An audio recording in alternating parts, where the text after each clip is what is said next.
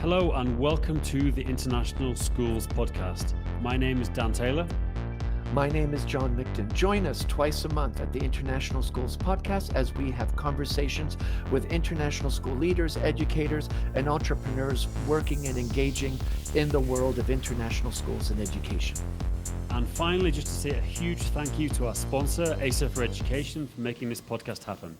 Now on to the episode. Hello, this is John Micton and welcome to the International Schools Podcast. My colleague and host Dan is right now in transition. He was in Dubai for a couple months and now he's heading back to Prague and he'll join us with the next podcast. But no more about me, but more about our guest, Craig Kemp, who many of you know, who is a digital leader, an influencer, and also a mentor and coach to many schools and educators around the world, and has launched EduSpark. And Craig has done a lot of work in different spaces, and I feel such a privilege to be here today talking to him. And we're going to kind of talk about his journey as an educator, as a parent, and navigating and juggling all these different things during a pandemic, no less. So Craig, over to you. Welcome. So nice to have you. Absolutely, John. Yeah, thank you so much. It's a pleasure to be here.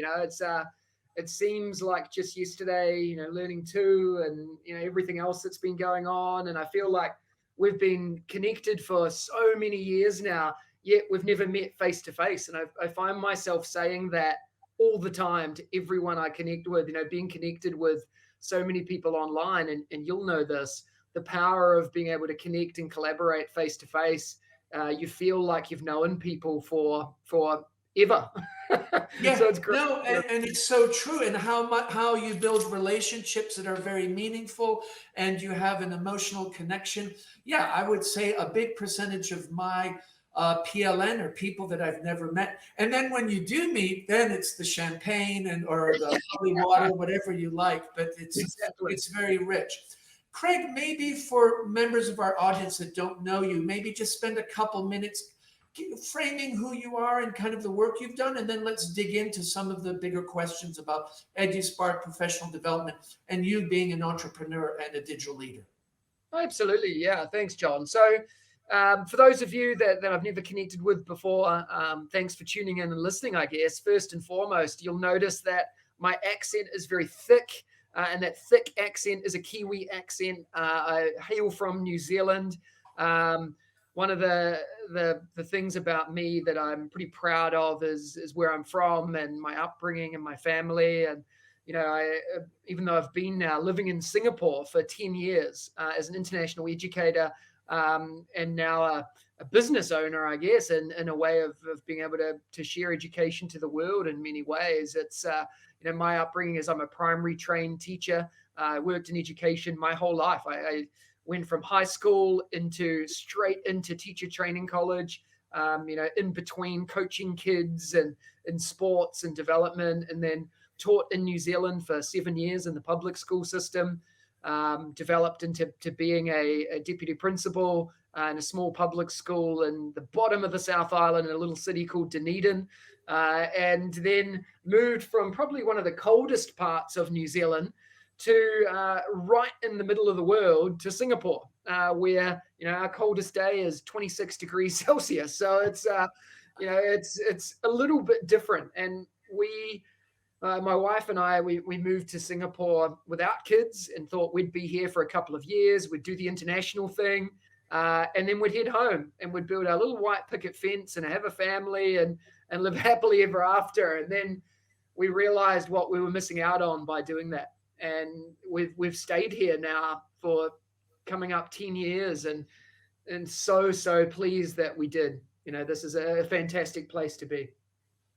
And now, Craig, you started at an international school working. Tell us a bit about what was your role and when you came to Singapore and what happened during that tenure. Yeah, so I guess that the transition from being a public school teacher and leader and moving over here and really not knowing what to expect and what to do and delving into the world of international teaching, having no idea what contract I should have been on and what I should have been getting paid and what was the living conditions going to be like, threw ourselves in the deep end. And I've learned a lot now about probably what I should have done beforehand and what things I should have been looking for. But, I came over to teach in a small Australian curriculum school. We built out a middle school. We built out a large tech program from a school that did nothing to a school that was doing some pretty cool things, a small Australian curriculum school. And I was in that role for 4 years and saw a lot of growth and development in that. And then I was lucky enough to get the role of being the head of EdTech and innovation at a large American international school here in Singapore called Stanford American, part of the Cognita Schools group. And I was in that role for 4 years, and it was a really exciting place to be, an exciting time to be in a private international school that was well funded, that had lots of time and energy to be put into technology and innovation, that was open to change. And we did a lot, and we tried a lot, and we built a lot of systems and processes, that some that worked and some that failed. But the journey was really what inspired me to get to where I am today, working with schools all over the world. And I think without that opportunity, I'd probably still be in little old New Zealand doing my thing, and maybe that wouldn't be a bad thing. But I think that sometimes the opportunities that I've been presented with are because of that leap of faith that we took in moving internationally. And obviously, so you had this pathway of being an educator in a public school setting, and then came to and worked in 2 international schools. But something must have happened that suddenly you said, you know what?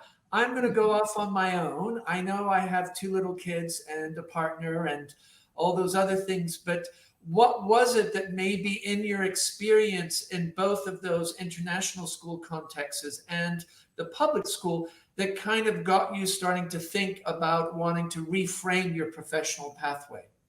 Yeah, I think it's a really good question, and it's not something that I've spent a lot of time going back and thinking about. But preparing for today and thinking about having a conversation with you, I really delved back into that mindset of, when I was a teacher in a classroom, the one thing I never wanted to do was become a consultant. And, it's funny thinking back at that now, because I despised that role. My mindset, like many teachers that I come across now, is, you're a consultant, you're removed from the classroom, you don't know what you're doing. You don't know our daily grind. You don't know what we're doing. And what I learned very quickly is, as a consultant, I had 2 choices. And those 2 choices were to be a consultant that is ingrained in the daily life of a teacher and an educator and a student and a parent, or someone that stood back, took life easy and lived the way that I taught many, many years ago. And I didn't want to be that second person. So the vision of becoming a consultant was something that I never thought I'd do, but the opportunities that presented itself once we started building some strategies and processes in our school that was successful. We started speaking, had an amazing team of people around, and we were successful. And from that came the opportunity where schools said, hey, we'd love for you to come and help us with what you've done with processes and tech integration plans and strategies and professional learning and development. And I think that opportunity, and you alluded to this as well, John, the ability for me to be a little bit more flexible and having a better work-life balance, I think was the thing that really attracted me to it. I could build a business where I could impact many more people than within the silo of my school, and really support people and get them on the road of growing and developing. And I can drop my daughter at school and I can pick her up at the end of the day because I own my own schedule. And as a teacher, that's something I was never able to do. I was at school well before she needed to be at school, and then I left well after she left. So, I never had that chance. And one of the greatest things that I ever did was that first day when I got to, drop her off at school on day 1 after finishing in a school. And to me, that's really special, and that wins every time. And I think the whole idea of being a parent and having a family and really still staying within education, as a consultant for the last 2.5 years, I feel more connected to schools than I ever was inside a school. And that's not a negative thing towards any school that I worked in, because every school I worked in, I think, was fantastic. And my daughters still go to Stanford now. And, we love it. We love the school. We love the environment.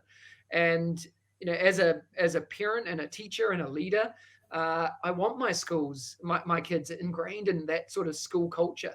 But the ability now to chat with people all over the world is just, it's too good to miss out on those opportunities.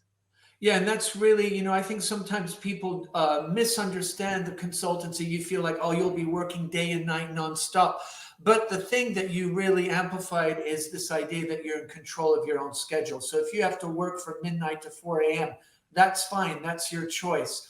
One of the things that you said was that, being in the school, you felt like you were a bit in a silo because, of course, you're completely immersed in that school culture. And as a tech director, you're constantly supporting multiple different workflows and stakeholders. But then you also mentioned how teachers often looked at consultants with a bit of cynicism. But now you are a consultant and you're realizing that actually maybe you're even better connected than before.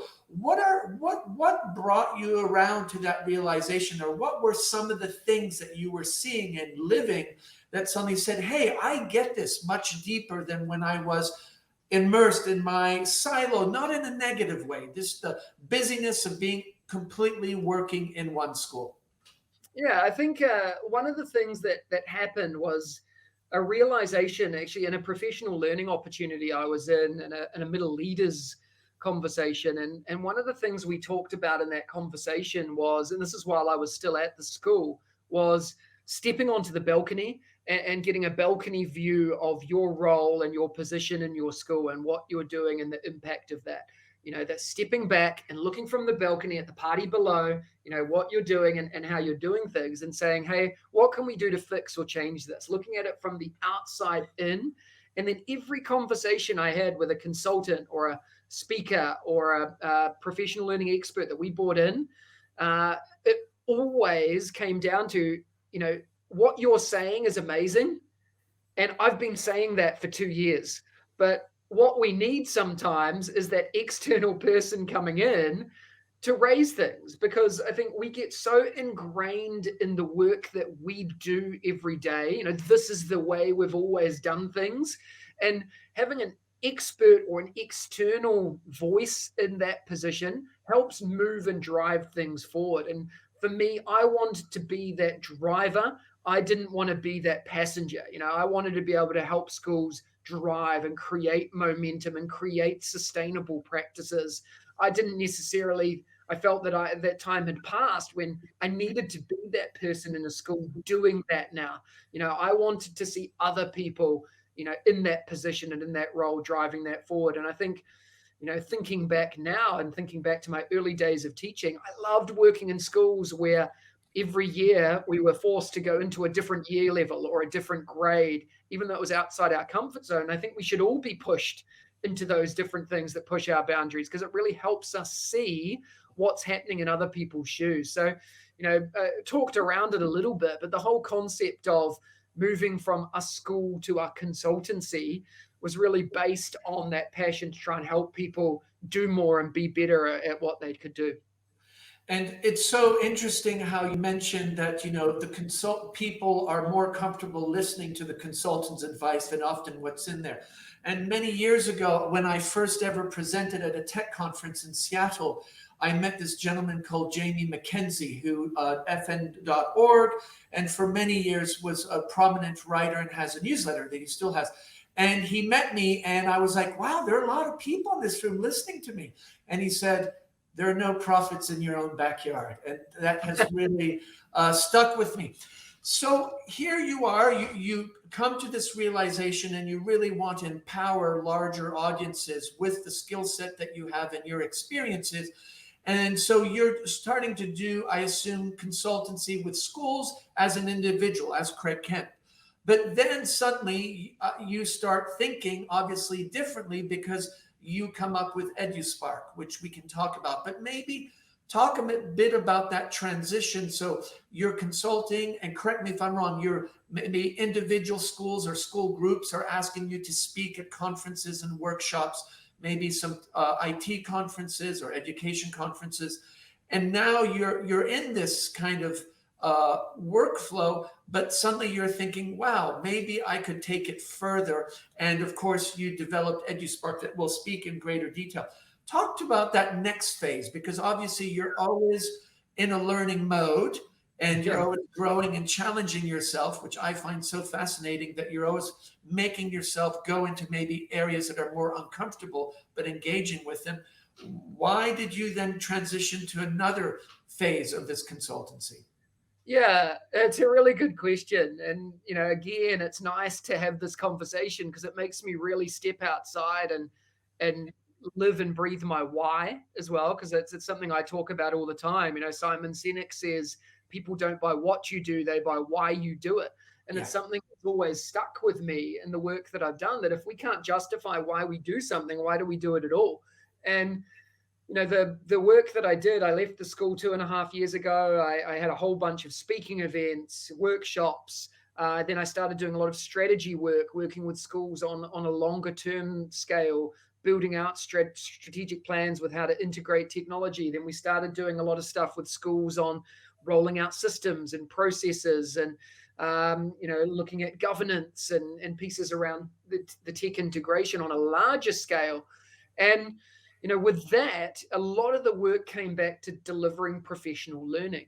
And, I love professional learning and I love engaging in learning. And that's why I love Twitter and engaging in that space. And that's probably where I've done my best learning. I've engaged with some of the best people all around the world. That's how we've met. And, the whole idea and concept of connecting and engaging, to me, the only reason I went to a conference was to connect with people.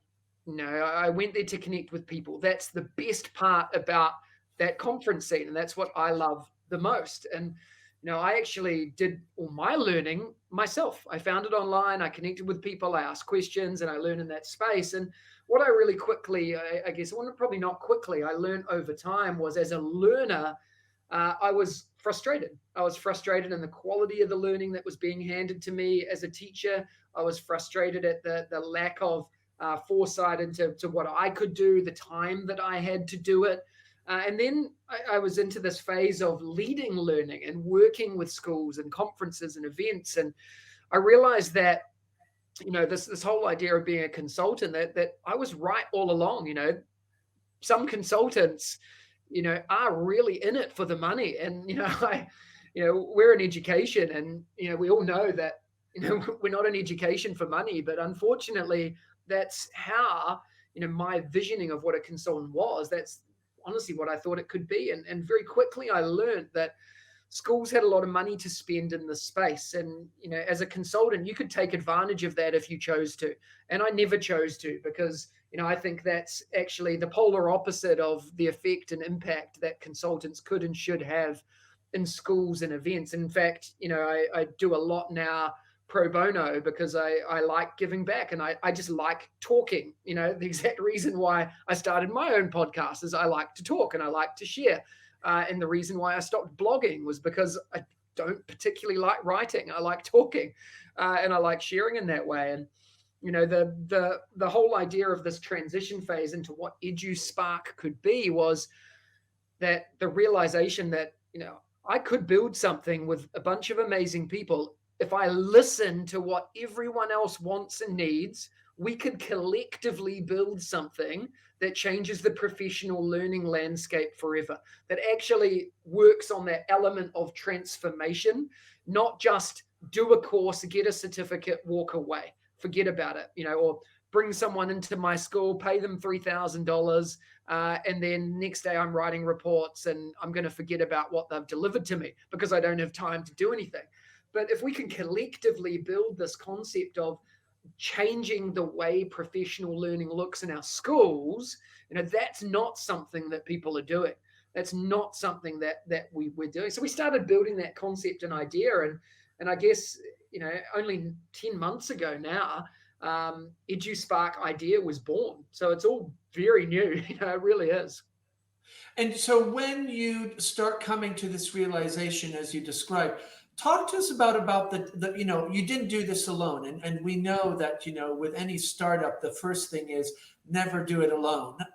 So you obviously had some connections, some people that inspired you. How is it a cooperative? Is it a collective? What were some of the, people dynamics that you engaged with to start building this service? Yeah, so the first realization I think any educator makes when they have an idea and this sort of thing is that we have very little idea about business. Well, for me anyway, I had no idea, and I still don't. I don't know what selling is. I don't know what, the business side of things are, the financial pieces. So very quickly you learn that, you're only as successful as the people around you. So, the whole idea for me is, how can I build the dream team of people that actually have the same vision and passion as I do for this and drive it forward? So, my first connection and point of call was a really good friend of mine, Andrew Mowat, who worked within the Cognita Schools Group in professional learning and metacognition and learning design. And I brainstormed ideas with him. And then, I had this amazing partnership with a company in the Maldives who were a set of developers doing incredible things. And I knew that they knew education really well. So the thing for me was, this cannot be a business. It has to be from the grassroots up. It has to be education and learning focus. So it has to be driven by teachers and leaders for teachers and leaders. It can't be like many companies, a business-minded setup that bring educators in at a later date to support them. Like most of the people that you and I talk to, John, in our roles, when we get pitched at, it's a business first, it's a supporting learning second. And we wanted to be the reverse of that. We wanted to do something that was quite different, that didn't really exist in this international landscape. So then we brought on board these developers, pitched the idea. This is what I wanted to do. This is what I'm thinking. And, the greatest news I ever had was when I pitched to them and I said, this is my concept. This is what I think can work. And I said, do you think that we can do it? And I remember it exactly. He turned to me and he goes, we can do anything. We're starting from scratch. We can literally do whatever you want to do.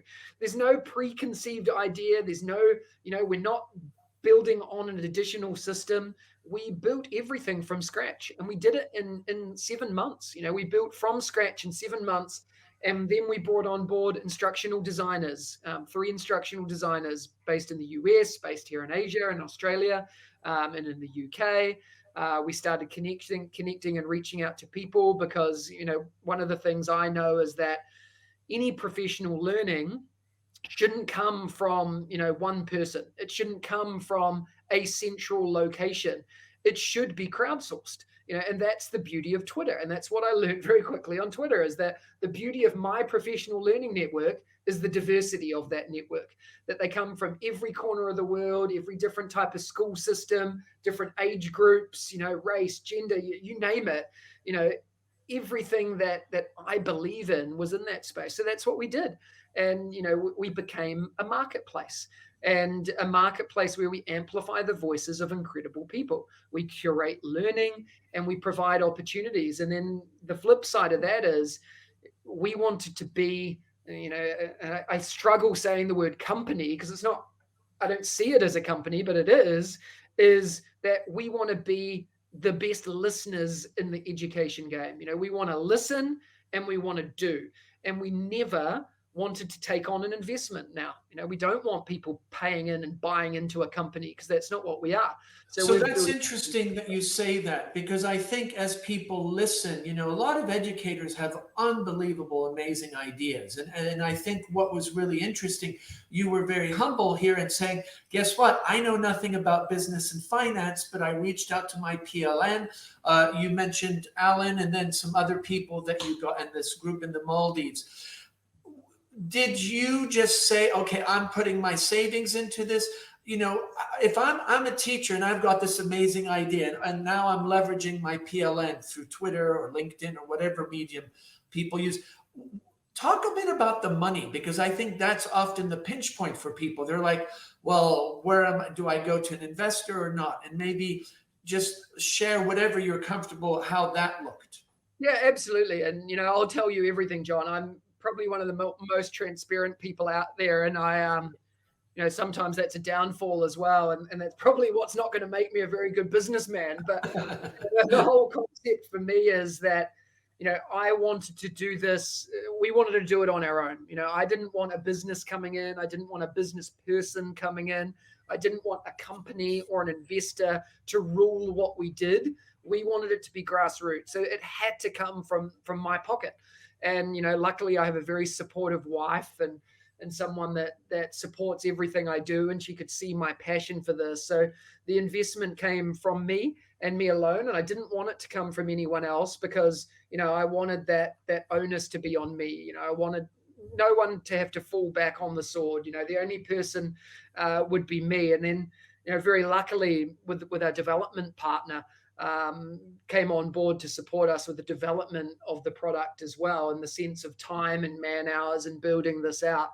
But it's not cheap. And one of the things I learned, I think, is that in any company, as a teacher, if you have an idea, be very careful about who you share that idea with, because there'll be a lot of greedy people out there that'll say to you, I'll take your idea and I'll make you into a millionaire, or I'll make your idea into something that goes viral. And at the end of the day, all that they're thinking about is money in their own pockets. And I think that's something that is really important. And there are a lot of avenues now. EdTech is a hot industry. There are a lot of people that want to buy in. And I get emails and calls every week of people that see our concept and idea and want to buy in. And I'm very polite and saying, we're good. We don't need anything right now because we're happy at where we are. So I think the idea that you were sharing here is that as a teacher, what do you do? And actually one of the big ideas of a branch out of EduSpark is how can we support organically teachers in the growth and development of their ideas with potential seed funding that doesn't require you to give away equity in your idea. That's one of the worst things, is that early stage companies love coming in and giving you money because they can take a large chunk of your business and they know that they're in it for the long haul. So, I want to be able to build that concept or idea where actually, if you're smart about what you do and the ideas that you have, you can do this on your own. And, if you are listening to this and you have an idea or a concept, I would welcome the opportunity to have a conversation with you and to dive deeper into my story and this journey, even though we're very early stage, and to give you some specific advice and avenues of people to talk to as well. That's fantastic, because I think so often that whole space is very complex and nuanced, and you keep hearing the EdTech startup, and then they sell it for billions, and there's all this kind of Goldilocks Cinderella syndrome with so many of these startups. What's really nice to hear is that obviously you have a very deep commitment to your philosophy and the why, which you brought up, is your idea why you're doing that. And that has transcended maybe some opportunities for finance, because that's what you're selling, is this idea of the integrity, the really belief this is about education and we're not here to make a quick buck. So I think that often is the challenge. How do you stick to that with all the pressures coming around? Let's just transition. So EduSpark, talk about EduSpark just for a few minutes. Explain. So if I've never been to EduSpark, what happens? How do I engage? Yeah, so think of EduSpark as a professional learning platform, a place where your teachers and your school can come to do all of your learning, your development, and your growth. Have only been live a couple of months, so it's all very fresh and very new. But within this space at eduspark.world we're developing a momentum, a movement, a world where learning will be different. We're partnered with some of the most amazing educators from all over the world, big names, but also people in a school doing incredible things that need a platform to amplify their voice across multiple domains. So when you come in, you can learn from the best and you can learn from teachers next door, but it's curated and it's moderated. It's not a space where you're going to go in and see tens of thousands of things that overwhelm you. We've started small. We've got 60 courses that are curated by us, by our team of instructional designers, that come from creators from more than 20 countries around the world that are in the domains of more than 15 areas, from EdTech and innovation, wellbeing, literacy, numeracy, social emotional learning, DEIJ, the list goes on. And what we're noticing is that's fantastic, access at an affordable price point to get high quality learning. But what's even better, and as we listen to schools, and I alluded to this earlier on, as we listened in the very early stages, we learned that, that's a great asset to a school. But what's even better is the ability for that school to personalize their own learning journey. So we now allow schools to create their own courses in here, to create private channels, to build communities of practice. So it's not just all of this rich, amazing learning external, a marketplace of some of the best learning from all over the world, but it's also schools can build their own courses, their own opportunities. By the time this podcast goes live, we'll have live video functionality incorporated into the system, not a Zoom, not a Google Meet, but a system that is integrated into the learning experience, because we know from our research and the andragogy of adult learning that we need that to be in a space that's easy to access and easy to get feedback from very, very quickly. So in a nutshell, that's where we're going and what we're doing. So I'm an international school. I'm a head of professional development, a curriculum director, and I would like to do something, let's say, understanding by design. So potentially I could reach out to EduSpark, and you have the tools and the platform, and then together with coaching through your instructional designers, we could create our own indigenous program of learning specific to our faculty. But we have the advantage that you have the platform and the expertise to make sure it's meaningful and impactful. Absolutely. And, not only that, you can choose to keep it private to you and the school. The IP remains the ownership of the school or the creator. We don't take on any ownership of content from anyone we work with.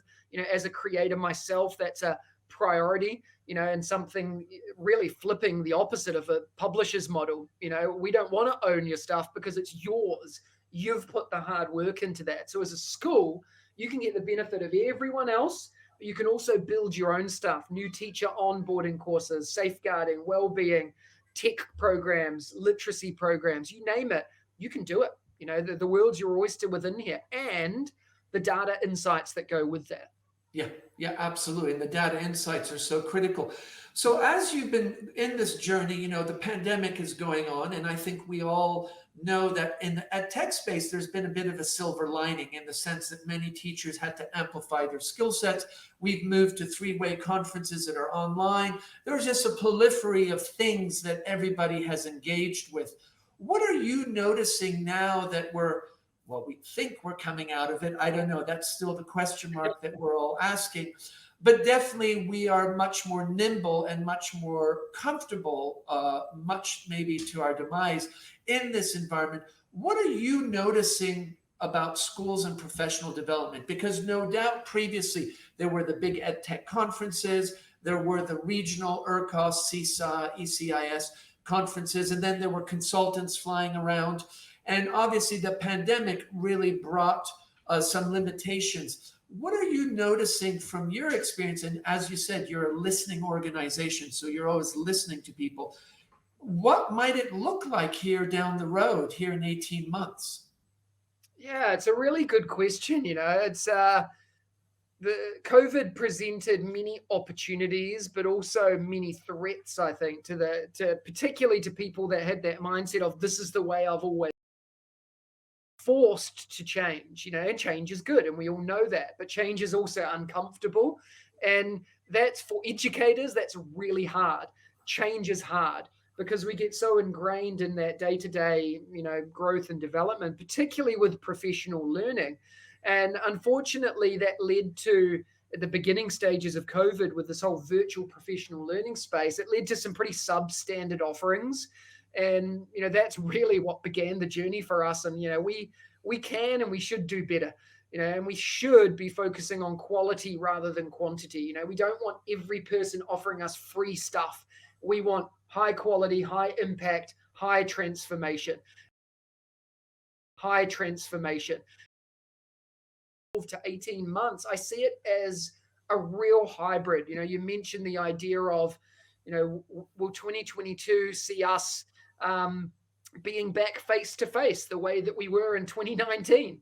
I think no, actually, particularly here in Asia, with the conversations I've been having with schools all over the world, is that there's just too much uncertainty. There are a lot of schools that flew a lot of people. There are a lot of schools that flew a lot of people in, that sent people off to conferences. I think we're going to see a really different space. I think what we've learned from this is that online learning is tough, but for the most part, it does support us in what we need to do. So I think we're going to see a real hybrid approach. So we're going to see the whole concept of a conference, that ability to connect with people, because every conference I've gone to it to connect with people, not to necessarily learn and grow. That's great added advantage, but it's to connect with people. And that face-to-face piece is important. But imagine if we can do that face-to-face piece, but still do some learning with people all over the world that couldn't be there. And then those communities of practice that we're building within that also mean that we can continue to be sustainable. And then what if that built into a space where we have a curated space that allows us to build an evidence-based portfolio where we can show the transformation of our learning, a seesaw for teachers that allows us to connect and engage and share and be develop. careful. Somebody's going to pick up on that idea, Craig. Seesaw for teachers. Yeah. Better trademark maybe that's just something you're going to see by the time this goes live in EduSpark. Maybe that's a little bit of a teaser that I've just given you. But, that's definitely something that I think is really important, is that evidence-based practice that supports the transformation of learning, whether it's with students or as you as a professional. I think that space is hyper important. And I think, Craig, what you're saying about the evidence-based, evidence-based learning, so we can see when we invest in professional development, there's evidence that there's growth and new learning. I think we're quite good at that with students and assessment, and there's a lot on assessment, portfolios, feedback forward. But I think so often what as administrators often feel, and I might be generalizing, is that often there is an investment in professional development. People go and do the professional development, but the transaction back is not always clear. And the evidence might be more internalized to the person than amplified to a team or a larger audience. So I think what you're bringing up is so important is, I think that's what maybe a lot of people are looking for, is if I'm investing in this, what is my return? But how do I see the return? Yeah, it's a great call out, and it makes me think of every experience I had. If a school's paying for me to go to a conference, 9 times out of 10, my one actionable, call to action was come back and share what you learn in a session, or write it on a bit of paper and present it back, and that was it. And that was all I had to do. And, did it add value to me as a learner? Most of the time, because I was pretty driven to make sure it did. But, there were no systems, no things in place that supported that. And I think it calls out something that in many of our schools that's broken in many ways, which is, traditional appraisal systems. How and why are we judging our teachers on what they're doing? And that's where what we're doing with EduSpark and partnering with schools, and we're already doing this, which is exciting, with a couple of schools in Vietnam, is how do we build appraisal systems into this learning process that's actually ingrained in transformation, not ticking box exercises. You're a great teacher. I've come in and I've watched you once in a year. Here you go. You've passed the test. That doesn't help me as a teacher grow. It doesn't show any change in the learning that my students have done. So how can we integrate that and build something that is more than a course, more than a piece of learning? And that's where we're trying to head. And I definitely, obviously, you're listening to a lot of people, and that definitely is resonating. And I think there is a general feeling that evidence-based assessment and, value added is so critical.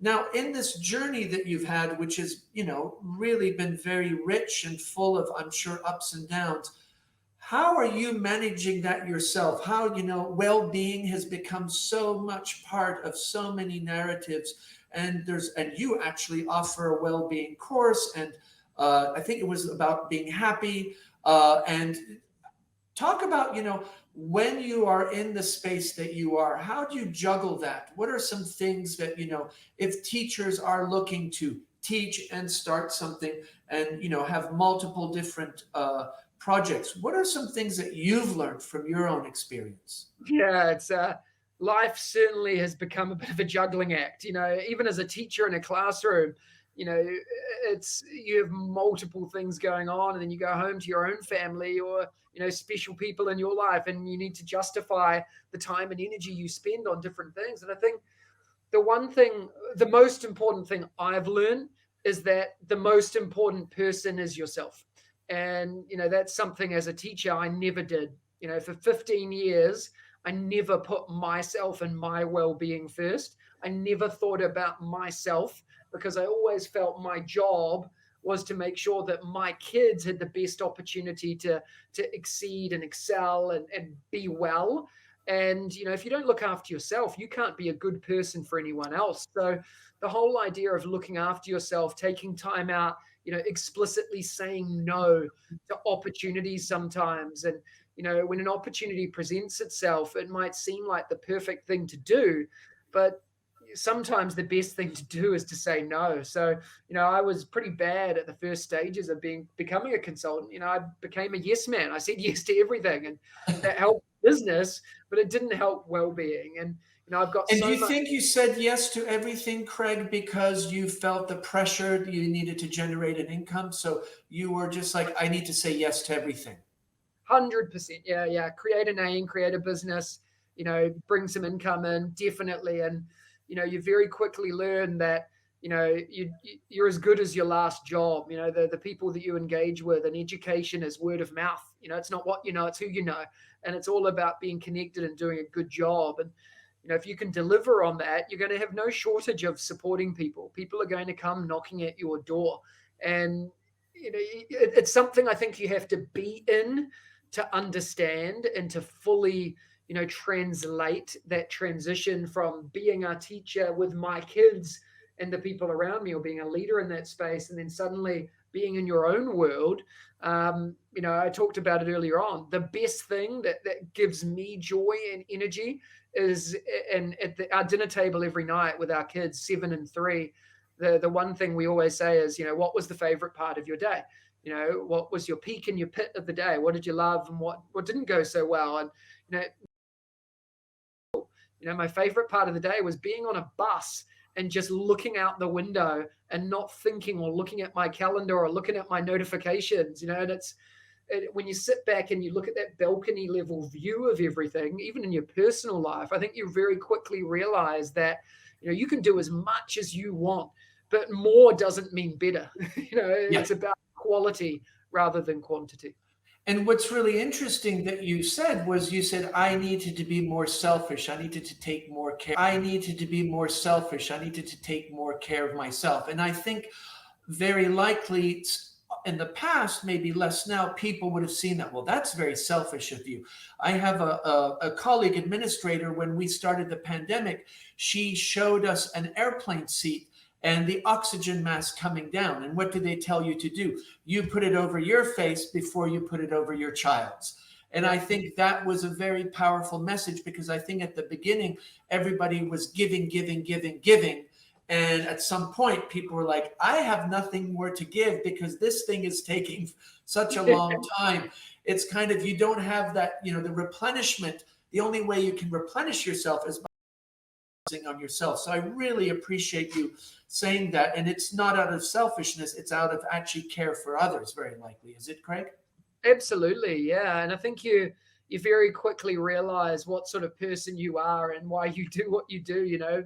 Most people listening here are educators because they want to make a difference, and in our lives as international school teachers, we come across many people from many different walks of life, and some we connect with and others we don't. And, we never will again. And, you realize, I think, a lot about yourself stepping outside of those boundaries too, and how you can help others be successful.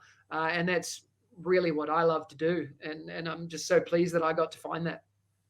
Craig, this is such a wonderful conversation, and I love how you wrap that up with that statement about what you love to do and about teachers, and just your humbleness and humility is really inspiring. Thank you very much for being with us today. And I just want to remind people, you can find Craig on social media at Mr. Kemp, and of course at EduSpark.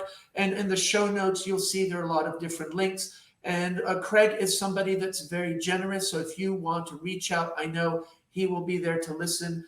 And Craig, thank you so much. I look forward to the day where we can crack a bottle of champagne together, hopefully sooner than later.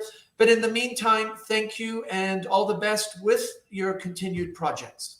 Thank you so much, John. And I really appreciate it. I'm absolutely humbled and honored to be here with you. Thank you so much for inviting me on.